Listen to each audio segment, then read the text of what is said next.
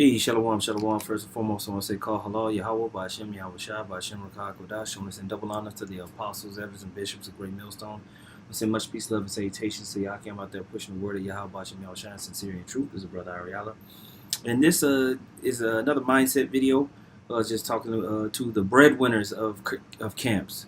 To the breadwinners. You got certain brothers in different camps. You might have a better job or a better place financially than other brothers in the camp. And, the Most High sets that up, because he knows that we all need our daily bread. And he knows that there are certain resources that it takes in order to push this ministry. And there's all different types of administrations and gifts and positions that are out there. And, hospitality and finances and the gift of alms is something that is needed in the camp, And so, we have to be mindful of that here in Romans, the 12th chapter. In the 9th verse, it says, "Let love be without dissimulation. Abhor that which is evil, cleave to that which is good. Be kindly affectionate one to another with brotherly love and honor, preferring one another.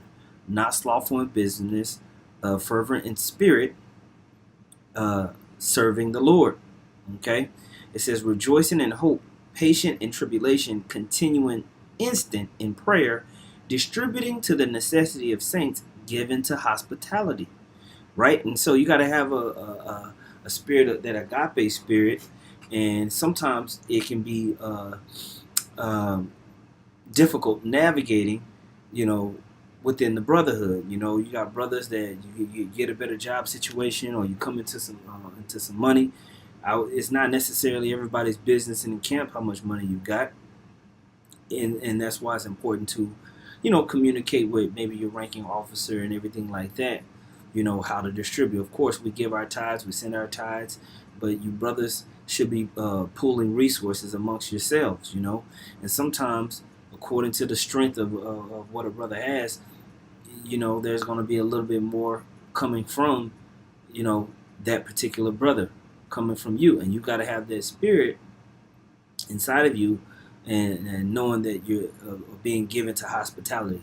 I'm not saying being foolish and just throwing your money away. I remember when I first came into having a good job or a better job, and I ain't never had that much money before. I was just throwing money around all over the place, buying stuff for brothers, and but a lot of money was wasted.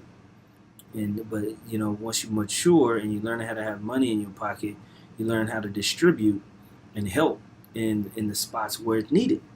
Okay, because brothers will unintentionally leech off of you, or intentionally, if you just giving money out all the goddamn time and you're not paying attention to what you're doing, man.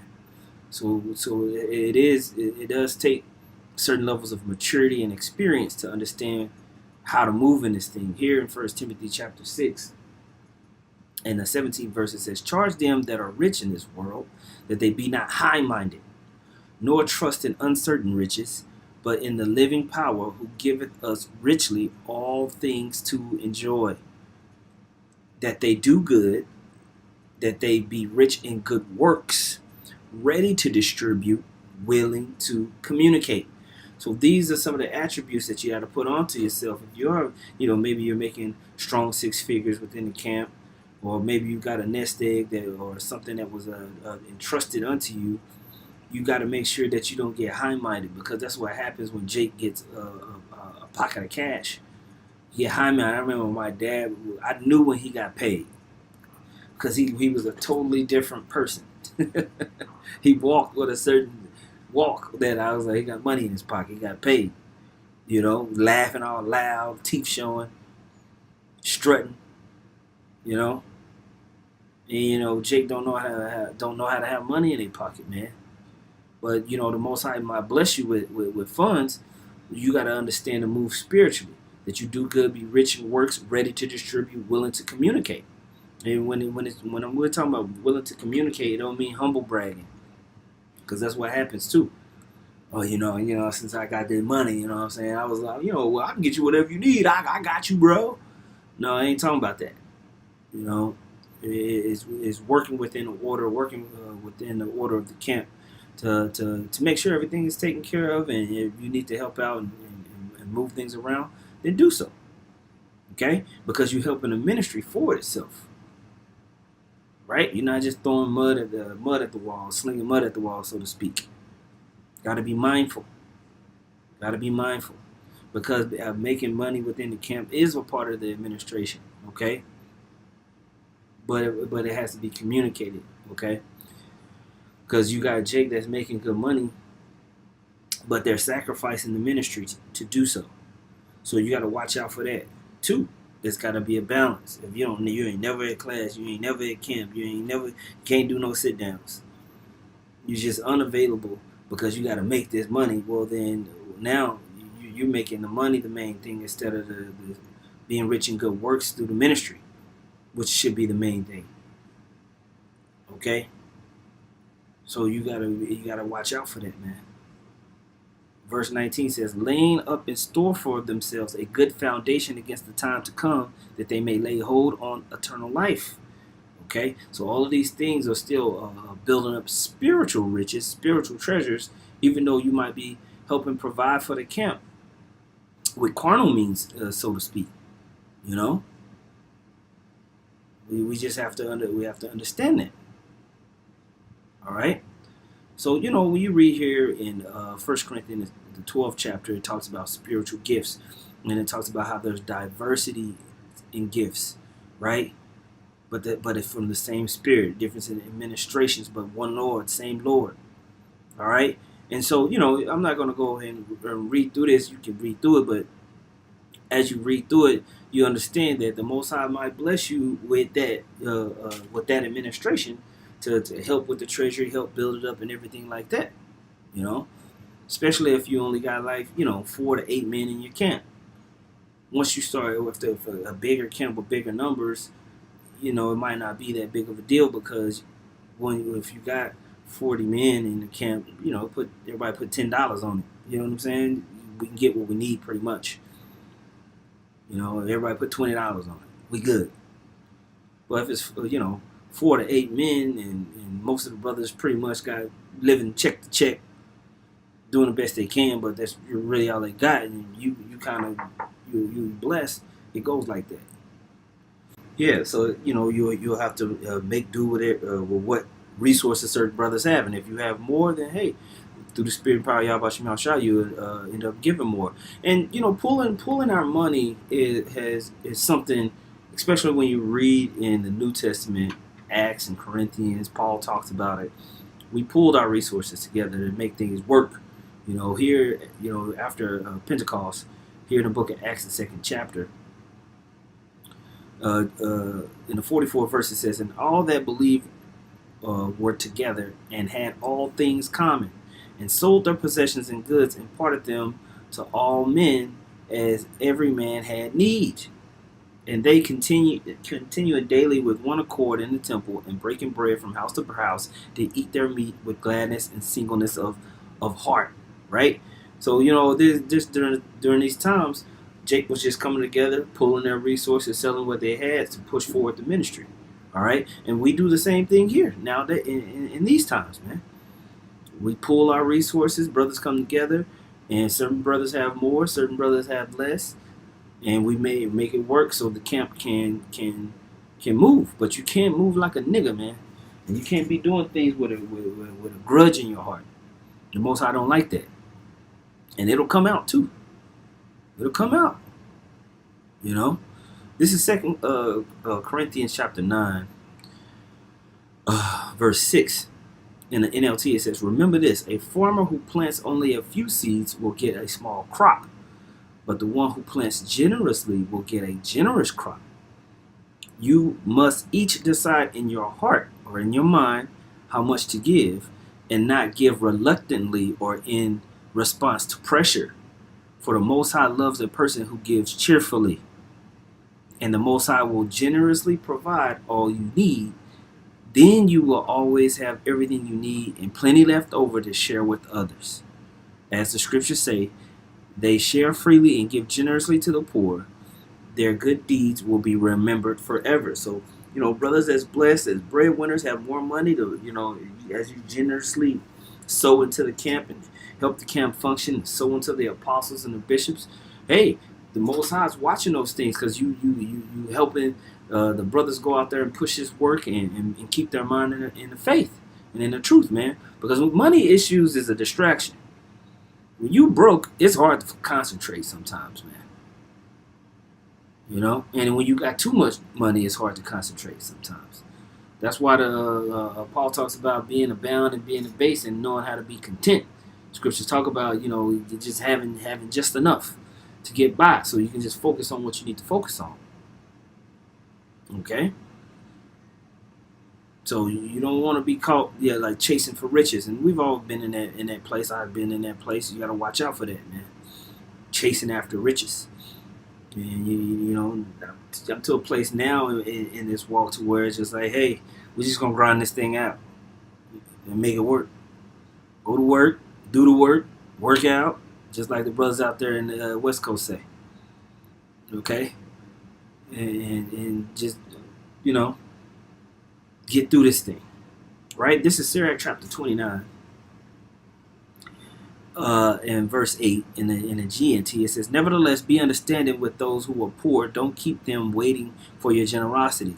The Lord has commanded us to help the poor. Don't refuse them the help they need. It is better to lose your money by helping a relative or a friend or a brother."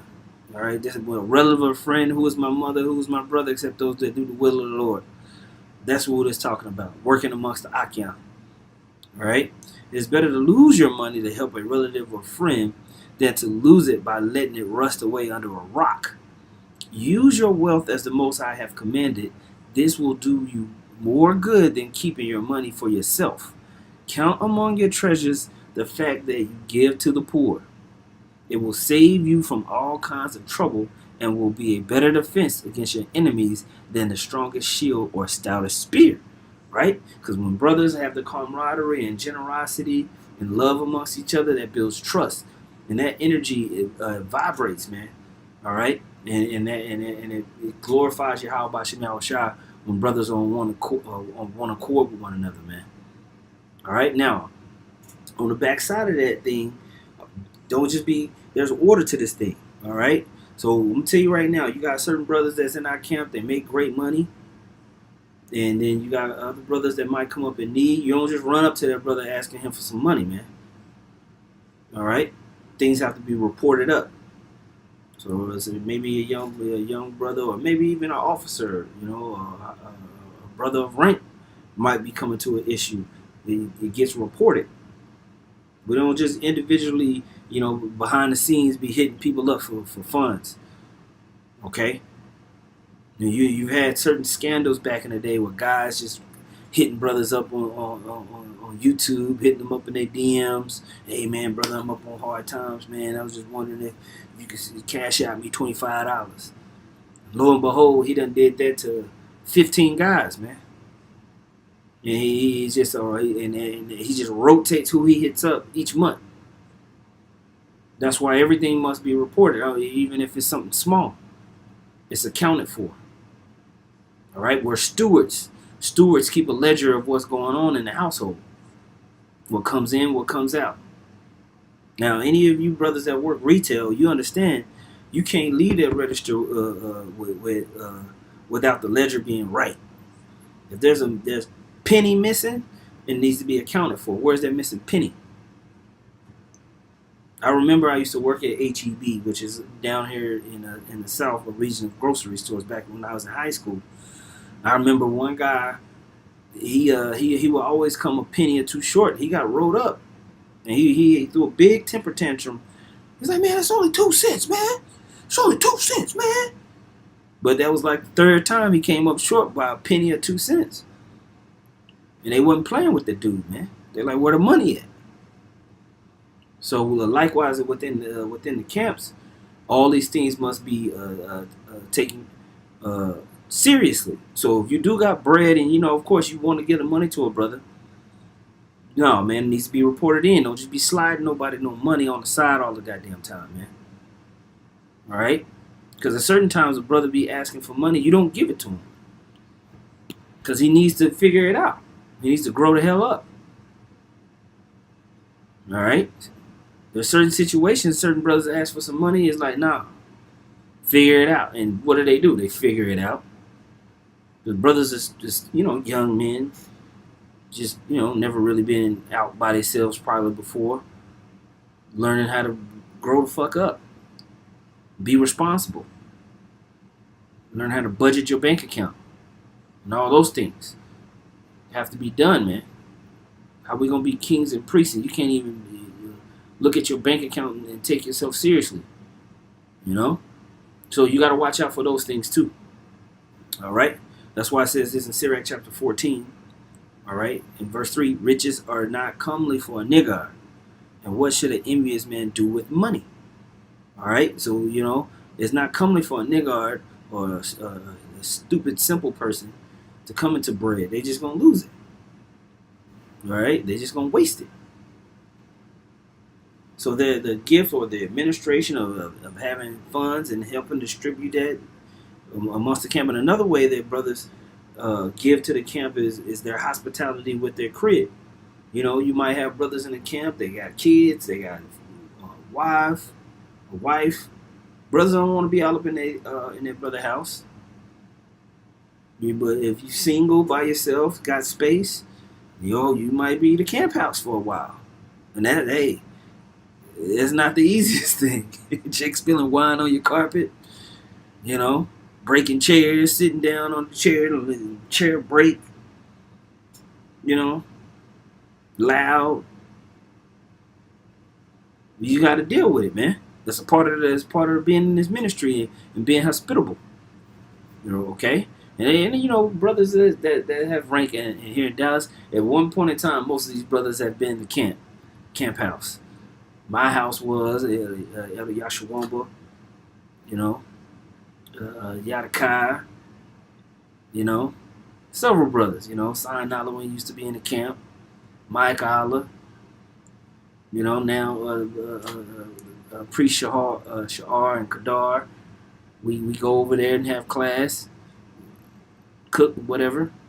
Several brothers, man, but after a certain period of time, you don't, the brothers be at your crib, man, and it's okay, man, because these things are being stored up in heaven. Their charity is being stored up in heaven. And you got to have that mindset for that.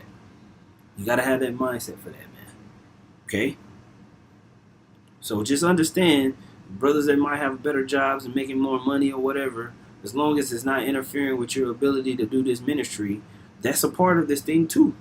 Being able to pool your money and help out and have resources for brothers, but that it needs to be done in order, not just handing out bread, giving different people money when they come up and no, it needs to be done decently in order, man.